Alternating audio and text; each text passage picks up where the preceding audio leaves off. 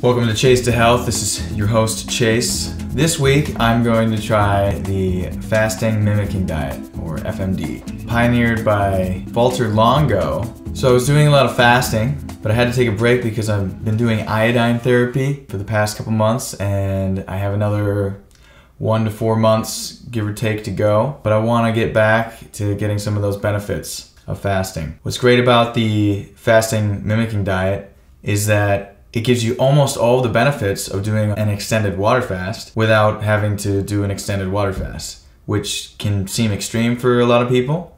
It is a vegan diet, but it's got cooked food. So I decided, since I'm a raw vegan, I'm gonna do a raw vegan version of it, and maybe if there's some other raw vegans out there watching, they might want to try it too.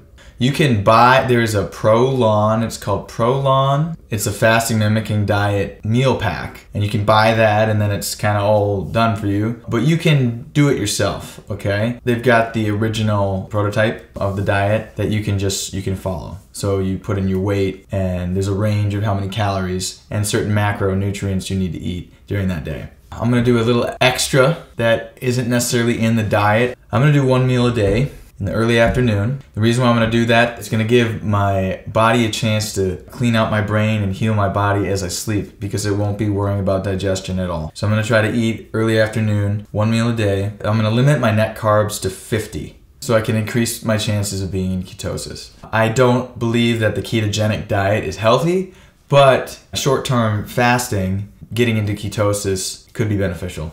Let's take a look at what I've got here. So I got celery juice, 1 cup. I feel better when I get at least 400 milligrams of sodium in a day, so this is a great way to add sodium. I've got freshly cracked pecans. They actually do taste a lot better than the already shelled ones, but man, it was a battle cracking all those. I can imagine our ancestors did not eat a lot of nuts, because doing this with a rock would have been insane. Then we've got 4 ounces of blueberries. Good to have some fruit in the mix. 420 grams of tomatoes. Good source of protein. 8 ounces of mung bean sprouts. Another great source of protein. Spinach, broccoli sprouts. Good for protein. A tablespoon of ground flax. 2 avocados. And then finally, a 1/4 teaspoon of turmeric to help boost autophagy. So you just gotta get a scale and weigh everything out. You don't have to do exactly this for the first day, but you just have to make sure you got the right macros. I used to do Michael Greger's Daily Dozen, and minus the grains and the beans, I'm all the way there. So I'm really hungry and I'm gonna eat all this. All right, here we go. All mixed up, ready to eat. It's gonna be awesome. It's got everything in it that I love, and it fits the macros. All right, let's try this. It's actually really good. The pecans taste incredible, and the turmeric adds just a little bit of flavor to it too. Blueberries and avocado, man. That's pretty good. I'm into it. All right, so yeah, I'm gonna try to consume everything in an hour window every day. Shouldn't be too hard. I usually eat salads about this size, no problem. In this video, I'm going to go into depth a bit about why I decided to include what I did in these meals, so that if you don't like these ingredients, you'll understand how to make your own with the ingredients you love. If you'd rather just skip ahead to the other meals, I will put a table of contents with timestamps down in the description. Okay, so I just finished that salad. It was really, really good. A little bit more of a fatty meal than I'm used to. I can definitely feel my digestion not being as optimal. So I know a lot of people do vegan keto, but I can't imagine doing this every day. I would miss feeling awesome from eating a higher carb. So this is what the fasting mimicking diet has. Day 1, about 1,000 calories, 1,100 calories, 10% protein, 56% fat, 34% carbs. So instead of following this exactly, this is just kind of a one-size-fits-all. The actual patent had you do 10 to 16 calories per kilogram of body weight. That's basically what I ended up doing. I'm pretty close here, but basically what that comes out to for me, I'm about 70 kilograms. So anywhere from 700 to 1,120 calories. So 1097, that's kind of right in the ballpark for me. So I just went with that. So 10% protein, 56% fat, 34% carbs. If you look over here, I did keep the net carbs to 50. to try to make this a more legitimate ketogenic diet, just to make sure I'm getting into ketosis and trying to get those autophagy benefits. So here's the 1 cup of celery, 2 avocados, okay? All right, so now you don't have to do exactly this, right? Now you could, let's say you didn't want to do the celery. So you bag that, and then you didn't want to do the turmeric because you don't like turmeric, and that's totally fine. And you didn't like flax seeds either. So let's get flax seeds. There you go. And then you can have a little more tomato. And you want to have a little bit more. There we go. Okay. So yeah, you can see it's just a little bit of trial and error. And you can get the same macros and about the same calories, right? It doesn't have to be perfect. It just has to be in the ballpark. Okay. So yeah, as you can see down here, so I'm going to put this back to what it was. There you go. All right. So if you look down here, see sodium around 500. So that's about where I like to be. When I was first going raw and I was having cravings for cooked food, I kept getting cravings for potato chips. And now there's a bag of potato chips that was really good. It was olive oil, like the Good Health brand chips. And I could eat a bag of that and not feel completely gross, but I got a bag and I ate it and I was like, oh my God, the oil was just gross. So I realized my body was not craving the oil. It was craving the salt. So I figured out that anytime I was craving cooked food, my body was just thinking, oh, where do I get sodium? Every time I have cooked food, there's more sodium. So what I would do is on days that I didn't have celery juice, I'd just have maybe a 1/4 teaspoon of real salt. I'd put it in my dressing or whatever I'm making. Wakame or wakame, seaweed. I'll put that in my salads a lot of the time. That's a serving of that has about 300 milligrams of sodium. So this is a huge factor for me in being able to maintain a raw diet and feel good. So that's really important. The other thing, I'm not deficient in any amino acids, so that's really important. You want to make sure you're getting a good amount of all of these if you can.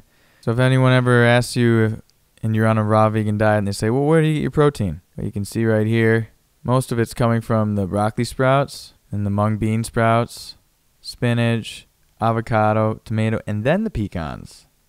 Okay, so those broccoli sprouts are nutritional powerhouse. Some people are afraid of the goitrogens in cruciferous vegetables. I don't know how I feel yet about that. A lot of people say they're so healthy. And then the other thing to watch out for is you want to make sure your ratio to omega-3 and omega-6 is fairly reasonable. They say that our ancestors and hunter-gatherer populations had like a 1-to-1 ratio. The standard American diet's like a 1-to-17. Here I've got like a, 1-to-4, 1-to-5, something like that. So that's pretty good. And then you can see the B12 comes from the broccoli sprouts. I don't know if that's super accurate. I don't know if you could rely on that, but that's nice. And then I get my vitamin D from the sun in the summer in Minnesota. In the winter, I'll have to figure something else out. All right. Yeah, so that's it. So again, it doesn't have to be this. It just has to be these macros and this calories. And this is optional. I just feel like I want to do this the best I can. That's why I'm doing 1 meal a day, limiting to 50 net carbs, and doing this 1/4 teaspoon of turmeric to help boost my autophagy. All right, so here's day 2. Still got the cup of celery juice, just 14 grams of walnuts, 5 ounces of blueberries, 625 grams of tomatoes, 290 grams of romaine lettuce, 6 ounces of mung bean sprouts, got the 1/4 teaspoon of turmeric, and just 1 avocado. It's a little bit lower fat and higher carb, and a little bit less protein. All right, here it is, all mixed up, ready to eat.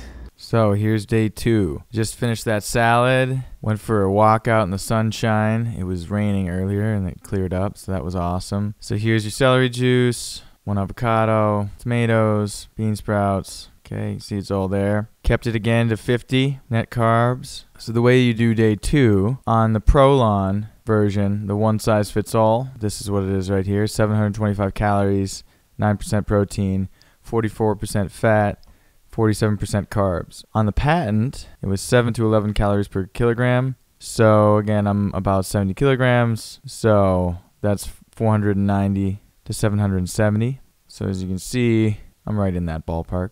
Okay, 44% fat, 47% carbs, 9% protein. And I still got about 400 milligrams of sodium, so that works for me. The omega-3 to omega-6 ratio is pretty good. I didn't need any flax seeds today because walnuts are actually pretty good. They have a ratio of 1 to 4. And I still got some of every amino acid. Yeah, this salad was a little bit more my thing. I like a little more carbs. Yeah, so it digested a lot better than yesterday's salad. It's also a lot smaller, I guess. So yeah, usually I don't put nuts in a salad. Usually if I eat nuts, I eat them on their own. Sometimes I'll put them in a dressing, but the fat that I usually have in a salad would be avocados. 1 to 2. I never really have more than 2. Even having 2 is a little bit more than probably is optimal, but sometimes you gotta just have 2 of that creamy goodness. It's funny, it's average. I was looking this up the other day and how it's advertising this. Funny. Google knows me, man. It's kind of creepy, but kind of cool, maybe? I don't know. Is that cool that Google knows what you like, or is that creepy? Leave it in the comments. All right, here we are, day 3. So I got my cup of celery juice, 1 avocado. Right here, I've got 9 grams of macadamia nuts, and I'm using fresh turmeric this time because I know there's gonna be at least someone out there that says, oh, well, it's not completely raw because it's irradiated or something like that, which a lot of spices are. I'm not sure. Mine is the Thrive Market organic brand. I didn't feel like looking it up, so I just got fresh stuff. It's gonna be awesome. And then I also mixed in a tablespoon of ground flax, so that's kind of all mixed together there. 5 ounces of blueberries again, 535 grams of tomatoes. Then we got 8 ounces of mung bean sprouts and 330 grams of romaine lettuce. So I'm gonna mix all this up just as usual. And just to clarify, I am not mixing this in with everything. I'm drinking this first. Alright, so I'm gonna toss this, and it's gonna be friggin' awesome. Alright, so I just finished that salad. I thought I would save time and energy today by eating out in the sun, which is a nice way to get that vitamin D in. Let's see here. So yep, I got my cup of celery, avocado. So this is very similar to yesterday. A little less tomatoes, a little more mung bean sprouts. And because I had macadamia nuts, their ratio is not as good.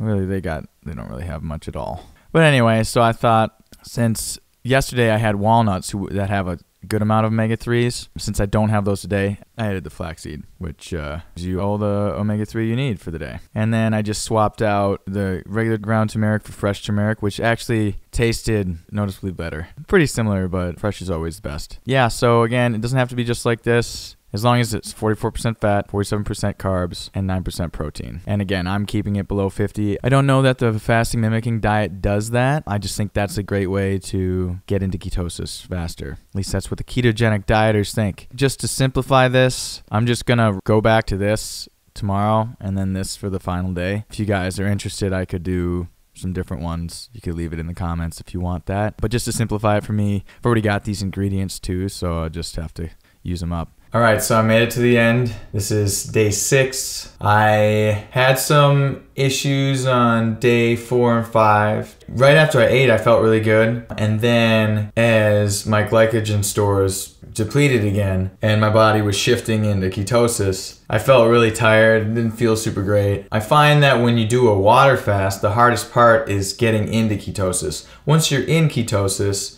it's kind of like a survival mode. We adapted to be strong in that situation because if you don't have any food, you need to gear up and figure out how you're gonna get some food. Otherwise you die, right? So that's really hard. That happened every day. The evening of the 4th day, at around 10 p.m., I think I got into ketosis because I had tons of energy. The first day was fine. On day 2, after I ate, I went for a walk and I came back and took a nap, and when I woke up, I felt like I was fasting. So what I'm gonna do now, since I went through the whole process, I'm wondering if I actually got into ketosis at all. So I'm gonna test my blood levels right now. I got my meter right here. Gotta prick yourself, that's always fun. Good size drop here.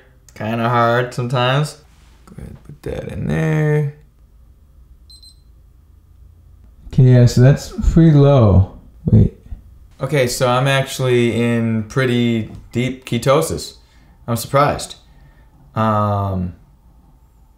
Yeah, that's really surprising, actually. But it is the fasting mimicking diet after all. So I guess hats off to Valter Longo. It's almost like he might know what he's talking about. Yeah, so I think part of the reason why I was successful is I did limit my carbs to 50. I also did the 1 meal a day. I think the regular diet like spaces things out. Yeah, I just kind of did the same thing for days 4 and 5. I did add a little extra celery juice, but that's it. Yeah, so man, I really missed eating.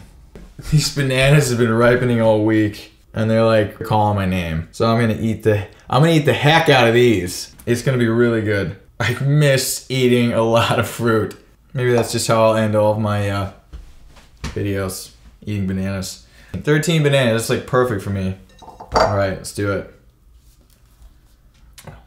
So some of the reasons why you might want to do this diet, you might have type 2 diabetes, you might have atherosclerosis, some kind of heart problem. Basically, you're doing this to heal your body, to clean out the fat from your tissue, the fat and cholesterol. Or you might be doing this to lose weight, which is kind of similar, kind of the same thing. So I was about 155 pounds before I started, and today I am 147 pounds. And I think my body fat percentage was like 8%, and now it's 5.9%.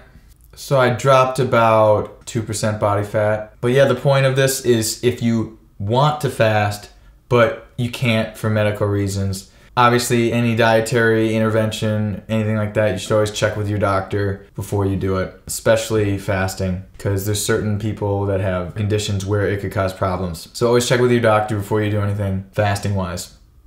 All right. I hope you learned something. Let me know what you thought. Leave it in the comments. If you want more recipes, I just wanted to keep it simple. Again, ketosis is good for short periods of time, and then getting out of ketosis is when you're gonna get those benefits. If you just do a ketogenic diet for the rest of your life, that's insane. Don't do that. High carb, low fat.